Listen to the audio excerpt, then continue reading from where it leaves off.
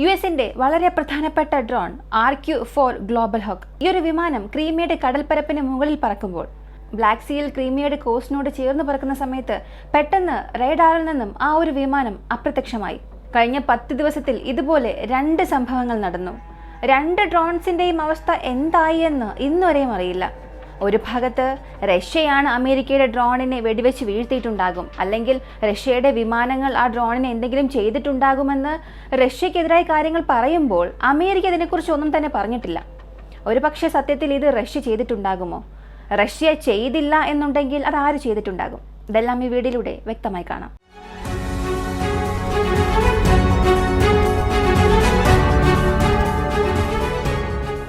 ക്രീമിയയുടെ കടൽപ്പരപ്പിന് മുകളിൽ അമേരിക്കയുടെ ഡ്രോണുകൾ അല്ലെങ്കിൽ അമേരിക്കയിലുള്ള വിമാനങ്ങൾ പറക്കുക എന്നുള്ളത് പുതിയ കാര്യമൊന്നുമല്ല. എപ്പോഴും റെഗുലർ ഇന്റർവെൽസിൽ പ്രധാനപ്പെട്ട ഒരു കാലയളവിനുള്ളിൽ ഈ സംഭവങ്ങൾ അമേരിക്ക ഇടയ്ക്കിടയ്ക്ക് ചെയ്യും.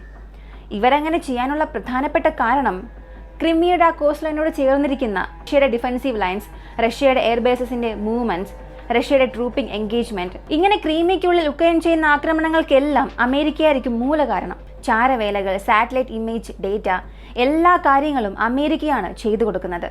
ഇതിന് മുൻപെങ്കിലും ഒരു സംഭവം റഷ്യ ചെയ്തിട്ടുണ്ടോ എന്ന് ചോദിച്ചാൽ 2023 മാർച്ചിൽ അമേരിക്കയുടെ MQ-9 റീപ്പർ ഡ്രോൺ ഇതുപോലെ ബ്ലാക്ക് സീക്ക് മുകളിൽ പറന്നുകൊണ്ടിരുന്നു. ഇങ്ങനെ അകത്തേക്ക് ഒരു ഡ്രോൺ വരുന്നുവെന്നുള്ളത് റഷ്യയുടെ റേഡാർ കണ്ടുപിടിച്ചതിന് ശേഷം അതിനെ ഇന്റർസെപ്റ്റർ ചെയ്യുന്നതിന് റഷ്യയുടെ 2 Su-27 വിമാനങ്ങൾ പോകുന്നു. ആ ഒരു വീഡിയോ ഫൂട്ടേജ് കാണുന്നവർക്ക് മനസ്സിലായിട്ടുണ്ടാകും. ഒരുപക്ഷെ ഒരുപാട് പേർ ഇത് കണ്ടിട്ടുണ്ടാകും. ആ ഒരു സമയത്ത് അത് മറക്കാനാകാത്ത സംഭവമായിരുന്നു. ആ ഡ്രോണിനെ റഷ്യ വീഴ്ത്തിയെന്നുണ്ടെങ്കിൽ, ഒരു മിസൈൽ ഉപയോഗിച്ച് വീഴ്ത്തിയെന്നുണ്ടെങ്കിൽ അമേരിക്ക ഉടനെ എന്തായിരിക്കും പറയുക? ഇന്റർനാഷണൽ വാട്ടറിന് മുകളിൽ പറന്നുകൊണ്ടിരുന്ന ഞങ്ങളുടെ ഡ്രോണിനെ റഷ്യ വെടിവെച്ച് വീഴ്ത്തി. റഷ്യ ഇങ്ങനെയുള്ള ഒരു നാടാണ്, ഒരു തീവ്രവാദ നാടാണെന്ന് പറഞ്ഞ് റഷ്യ വീണ്ടും ഒരു ബ്ലാക്ക് ഹോളിനുള്ളിലാക്കും.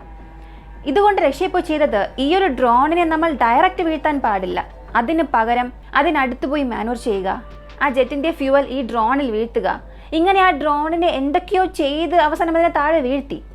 അപ്പോൾ അമേരിക്ക പറഞ്ഞത്, ഇന്റർനാഷണൽ റൂൾസ് ഒന്നും റഷ്യ വിലമതിക്കുന്നില്ല, റഷ്യ ഏതൊരു നാടിനെയും സ്വതന്ത്രമായി ഒന്നും പ്രവർത്തിക്കാൻ അനുവദിക്കുന്നില്ല എന്ന് റഷ്യയെ വീണ്ടും പതിവ് പോലെ കുറ്റം പറയാൻ തുടങ്ങി. ഇപ്പോൾ റഷ്യ ചോദിച്ചത് ഒരേ ഒരു ചോദ്യമാണ്, ക്രീമിയയുടെ കടൽപ്പരപ്പിന് മുകളിൽ നിന്റെ ഡ്രോണിന് എന്ത് ജോലി? നിനക്ക് ആ സ്ഥലത്ത് എന്ത് കാര്യം? എന്തിനാ ഡ്രോൺ ഇവിടെ വന്നുവെന്ന് ഒരു ചോദ്യം മാത്രമാണ് ചോദിച്ചത്. ഇന്നുവരെയും അതിനുള്ള ഉത്തരം അമേരിക്ക കൊടുത്തിട്ടില്ല, കൊടുക്കാനും കഴിയില്ല. ഇപ്പൊ വീണ്ടും സംഭവിച്ചത്, ഇറ്റലിയിലുള്ള ഒരു ബേസിൽ നിന്നും RQ-4 ഗ്ലോബൽ ഹോക്ക് എന്ന അമേരിക്കയുടെ വളരെ പ്രധാനപ്പെട്ട റെക്കഗ്നൈസേഷൻ ഡ്രോൺ അത് ക്രീമിയയുടെ കടൽപ്പരപ്പിന് മുകളിൽ പറക്കാൻ തുടങ്ങി. ഈ ഒരു ഡ്രോൺ അമേരിക്കയുടെ വ്യോമസേനയ്ക്ക് വളരെ പ്രധാനപ്പെട്ടതാണ്. അത് പറയാൻ കാരണം, MQ-9 റീപ്പർ ഡ്രോണിനെക്കാട്ടിലും ചില കാറ്റഗറിയിൽ ഈ RQ-4 ഗ്ലോബൽ ഹോക്ക് ഡ്രോൺ എന്നത് കുറച്ച് മികച്ചതാണ്. ഇത് പറയാനും കാരണമുണ്ട്. MQ-9നെ സംബന്ധിച്ച് അതിനെ ഒരു അറ്റാക്ക് ഡ്രോണായും ഉപയോഗിക്കാം, സർവൈലൻസ് ഡ്രോണായും ഉപയോഗിക്കാം. എന്നാൽ ഈ RQ-4 എന്നത് മുഴുവനായും ഒരു സർവൈലൻസ് ജോലിക്ക് വേണ്ടി നിർമ്മിച്ചതാണ്. അതിൽ പ്രധാനമായി ഇതിന് 2 രീതിയിൽ ഉപയോഗിക്കാം. ഒന്ന് അറ്റോണമസ് ആയിട്ട്, മറ്റൊന്ന് മാനുവലായിട്ടും. ഒരു ഡ്രോൺ ഓപ്പറേറ്റർ മാനുവലായിരുന്ന് ലൈവ് വിഷ്വൽസ് വഴി ആ ഡ്രോണിനെ ഓപ്പറേറ്റും ചെയ്യാം. അതല്ലെങ്കിൽ സാറ്റലൈറ്റ് കമ്മ്യൂണിക്കേഷൻ, സാറ്റലൈറ്റ് ഗൈഡൻസ് വഴി ആ ഡ്രോണിനെ അഡോമസ് മോഡിലാക്കുകയാണെങ്കിൽ അതിന് കൊടുത്ത ജോലികൾ അത് പ്രീ പ്ലാൻഡ് പാതയിൽ പോയി ചെയ്തിട്ട് വരും. ഈ ഡ്രോണിന്റെ മറ്റൊരു മികച്ച കാര്യം, ഈ ഡ്രോൺ മാനുവൽ മോഡിൽ പോവുകയാണ് അല്ലെങ്കിൽ ഏതെങ്കിലും മോഡിൽ പോവുകയാണെങ്കിൽ പെട്ടെന്ന് അതിന്റെ സിഗ്നൽ ലോസ് ആയാൽ, ആ ഡ്രോണിന്റെ ഇൻപുട്ട് കട്ടായാൽ, ഏത് സ്ഥലത്താണോ ആ സിഗ്നൽ ലോസ് ആയത് ആ സ്ഥലത്ത് നിന്നും വീണ്ടും ഒരു ടേൺ ചെയ്ത് അതിന്റെ ഹോം ബേസ്, എവിടെ നിന്നാണോ ആ ഒരു ഡ്രോൺ ലോഞ്ച് ചെയ്തത് അതേ സ്ഥലത്തേക്ക് തന്നെ തിരികെ വരുമെന്ന ഒരു ടെക്നോളജിയും ആ ഡ്രോണിലുണ്ട്. അതുമാത്രമല്ല, ഈ ഡ്രോണിന്റെ മറ്റൊരു പ്ലസ് പോയിന്റ്, അതിന്റെ കൂടുതൽ ഉയരം 60,000 മുതൽ 70,000 അടി ഉയരത്തിൽ പറക്കും എന്ന് പറയുന്നു. ഇങ്ങനെ ആവറേജ് ഒരു 50,000 ഫീറ്റ്, 50,000 അടി ഉയരത്തിൽ പറക്കുമ്പോൾ തന്നെ താഴെ തറയിൽ നടക്കുന്ന ഒരു മനുഷ്യന്റെ ഫേസ് വളരെ ക്ലിയറായി ഫോട്ടോ എടുക്കും. അത്രത്തോളം കഴിവുള്ള ഹൈ റെസൊല്യൂഷൻ ക്യാമറ ഇതിലുണ്ട്. അത്രത്തോളം ക്ലിയറായി എടുക്കാൻ കഴിയുമ്പോൾ ഒരു ബേസിന് മുകളിൽ, ഒരു നാവൽ ബേസിന് മുകളിൽ അല്ലെങ്കിൽ ഒരു മിലിറ്ററി ബേസിന് മുകളിൽ ഈ ഡ്രോൺ അത്രത്തോളം ഹൈ ആൾട്ടിറ്റ്യൂഡിൽ പറക്കുമ്പോൾ അത്രയും വ്യക്തമായി അവിടെയുള്ള ഇൻഫർമേഷൻസ് ഗ്യാദർ ചെയ്യാൻ സാധിക്കും. ഏത് സ്ഥലത്ത് ഏത് വിമാനങ്ങൾ നിൽക്കുന്നു, എവിടെയാണ് റേഡാർ യൂണിറ്റ്സ് ഉള്ളത്, ഏത് സ്ഥലത്താണ് ഡിഫൻസ് സിസ്റ്റം യൂണിറ്റ്സ് ഉള്ളത്, ഏത് സ്ഥലത്താണ് അമ്യുനേഷൻസ് ഉള്ളത് എന്നുള്ളതെല്ലാം, ഈ വിവരങ്ങളെല്ലാം ഈ ഡ്രോൺ ശേഖരിക്കും. മാത്രമല്ല അതിൽ ഉപയോഗിക്കുന്ന IR ഇമേജ് സെൻസാർ, SAR റേഡാർ, ഇവയെല്ലാം ഒരു 2 ഡയമെൻഷണൽ 3 ഡയമെൻഷണൽ ഫോർമാറ്റിൽ ഒരു മാപ്പിംഗ് ഇമേജ് കൊടുക്കും. ഇവിടെ ഇതെല്ലാം ഉണ്ട്, അതെല്ലാം ഏത് കണ്ടീഷനിലാണ് എന്നുള്ളതെല്ലാം ഉൾപ്പെടുത്തി എല്ലാ വിവരങ്ങളും വ്യക്തമായി കൊടുക്കും. US-ന്റെ എയർഫോഴ്സിനും നാവൽ ഫോഴ്സിനും ഈ ഡ്രോൺ വളരെ പ്രധാനപ്പെട്ട ഒരു അസറ്റാണ്. 1998 മുതൽ നിർമ്മിക്കാൻ തുടങ്ങി ഈ ഒരു ഡ്രോണിനെ 2001 മുതൽ ഉപയോഗിക്കാൻ തുടങ്ങി. എന്നാൽ ഈ ഡ്രോണിൻ്റെ ഒരു ഡ്രോബാക്ക് എന്തെന്ന് ചോദിച്ചാൽ അതിൻ്റെ റേറ്റാണ്. ഇതിൻ്റെ റേറ്റ് ആവറേജ് 15 മില്യൺ മുതൽ 23 മില്യൺ വരെയും. അതിൻ്റെ എക്സ്റ്റേണൽ എക്യുപ്മെൻറ്റ്സ് ഇല്ലാതെ ഈ ഡ്രോണിൻ്റെ ഒറിജിനൽ വില തന്നെ ഇത്രയും വരുമെന്ന് പറയുന്നു. അമേരിക്കയുടെ വ്യോമസേനയിൽ വെറും 41 ഡ്രോൺസ് മാത്രമാണ്. ഇപ്പോൾ നഷ്ടപ്പെട്ടതല്ലാതെ 41 ഡ്രോൺസാണ് ഉപയോഗിക്കുന്നത്.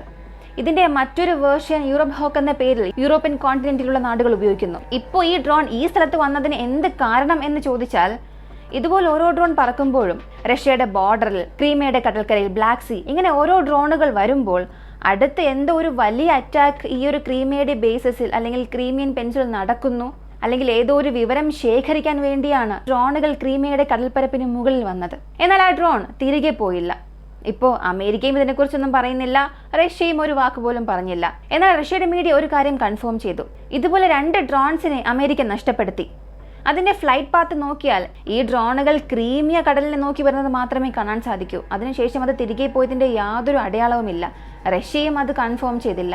ഒരു പക്ഷേ സെക്യൂരിറ്റി റീസൺസ് കാരണം, അല്ലെങ്കിൽ നമ്മുടെ ഡ്രോൺസ് നഷ്ടമായി എന്നുള്ളത് മറച്ചു വയ്ക്കാൻ അമേരിക്ക അങ്ങനെ ചെയ്തിട്ടുണ്ട്. ഏതോ ഒരു കാര്യം ഈ ക്രീമിയൻ കടൽപ്പരപ്പിന് മുകളിൽ അമേരിക്ക ചെയ്യാൻ വീണ്ടും തയ്യാറാകുന്നുണ്ട് എന്നുള്ളത് ഇക്കാര്യങ്ങളിലൂടെ വളരെ വ്യക്തമാകുന്നുണ്ട്. അടുത്തിടെ ഒരു വിവരം വന്നു, അതിനെക്കുറിച്ച് നമുക്ക് വ്യക്തമായി മറ്റൊരു വീഡിയോയിലൂടെ കാണാം. അതിനെക്കുറിച്ച് ചെറുതായി ഒന്ന് പറയാം. നാറ്റോ 3 ലക്ഷം സോൾജിയേഴ്സിനെ തയ്യാറാക്കുന്നുണ്ട് ഒരു ക്യുക്ക് ഡിപ്ലോയ്മെൻറ്റിനായി, റഷ്യക്കെതിരെ വലിയൊരു ആക്രമണം നടത്താനായി. ഇതിനെക്കുറിച്ച് വളരെ വ്യക്തമായി അടുത്ത വീഡിയോയിലൂടെ കാണാം. എല്ലാവരും മറക്കാതെ ആ വീഡിയോ കാണുക.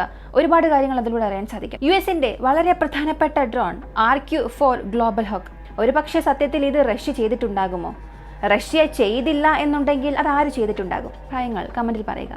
വീഡിയോ ഇഷ്ടമായ ലൈക്ക് ചെയ്യുക, ഷെയർ ചെയ്യുക. നമ്മുടെ ചാനൽ ആദ്യമായി കാണുന്നവരാണെങ്കിൽ മറക്കാതെ സബ്സ്ക്രൈബ് ചെയ്ത് സപ്പോർട്ട് ചെയ്യുക. മറ്റൊരു വീഡിയോയുമായി വീണ്ടും കാണാം.